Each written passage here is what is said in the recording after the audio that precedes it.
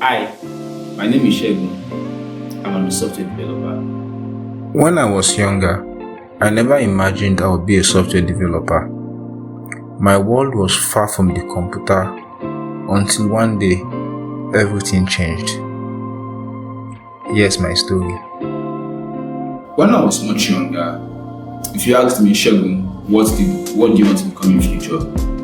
You could just bet it that my answer would be different every time you ask me that question. Right? I could say I want to be a footballer, and tomorrow I would say, oh, I want to become a neurosurgeon. But I guess we all read the Ben Carson book, and that sort of influenced our decisions at that point in time, right? So for me, I can't say, oh, I always knew I always knew I would become a software developer. No, that's a lie. I never knew I would ever be writing code. It wasn't something that was in the blueprint, right? But my first encounter with the coding thing, right, started in secondary school. So I had this classmate then. I was in science class, he was in arts class. Dimimu, that's his name.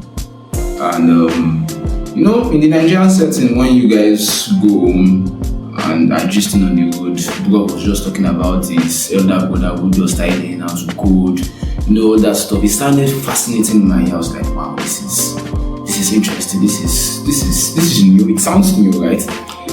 Because for me, I am a fan of mathematics. I love maths a lot, so I always think that last, if I'm going to venture into any field, it's most likely going to be a field that is mathematics related or a science related field, right?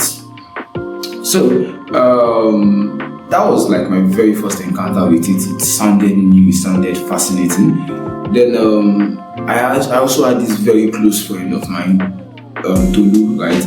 And Tolu's elder brother was also a developer. So, at that point, it now felt like almost everybody I knew, the elder siblings were either developers or were just venturing into the tech space for the very first time. So I reached out to Tolu's elder brother and I got to ask him some questions and all that.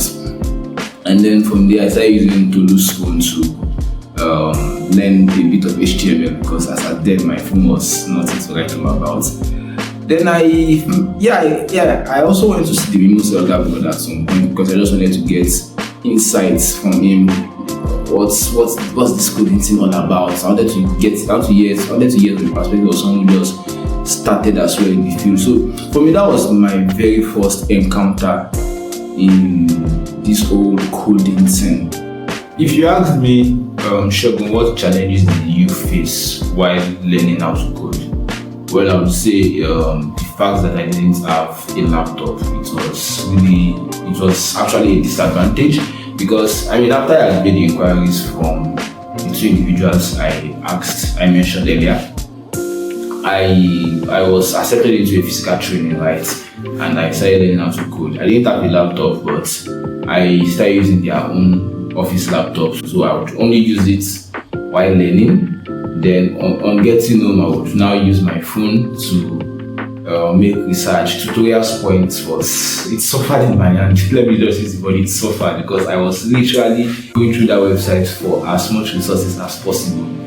Then another setback was COVID. When COVID came, I could no longer keep going there. So at that point, it was just a period of me just being at home, doing nothing. So at that point, I started borrowing laptop from a neighbor only during the weekends. So it was quite simple. I would download as many YouTube videos as possible on my phone. I got a flash drive. I installed Sublime Text on the system, and then I would watch the videos. So that was when my late night working actually really started because I would have to watch the videos from Friday nights to Saturday morning and all of that. So those were some of the challenges I faced. The fact that I didn't have a laptop and sometimes power issues because if I could borrow the laptop and I won't have lights, so obviously I need to return it on the Sunday. So lack of power and laptop were major issues at that point in time. If you ask me, Shegun, at what point did you realize that this coding thing is for you? Then I would say it was in late 2020. There's this YouTube guy whose video I was watching like crazy back then, Danny Croson. So he had this playlist, this PHP playlist that I was following critically then, like crazy, and I was following this video on how to build a login system using PHP. And the moment my code worked and I could successfully create an account and log in, I could start a session and I could log out. To be honest with you, I felt like the next Mark Zuckerberg because I was like, yes, this is cool. Like, this is really, really cool. Because I had always wondered, how do people log in and log out? At that point, it felt nice, like I had just got a new superpower. Fast forward 5 to 6 years later, and I must say it was really worth investing my time learning how to code, because I have built quite a number of projects and I have worked with a lot of companies. I have worked with airline agencies, I have worked with fintech companies, I have worked with e-commerce agencies as well.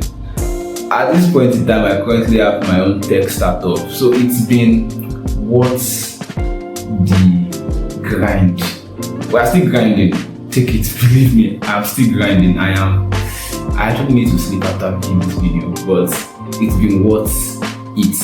So anyone out there that is just trying to find their way around this whole tech thing, you feel, this is 2025, perhaps you are joining in late. There's never a late time to learn a skill, and trust me, the results are worth it.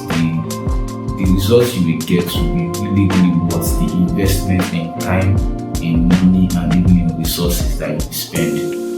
Anyways, I just felt like sharing this because it's part of documenting my journey. Oh well, if you enjoyed this video, please leave a like, share it, and subscribe to my channel, and I'll see you in the next video.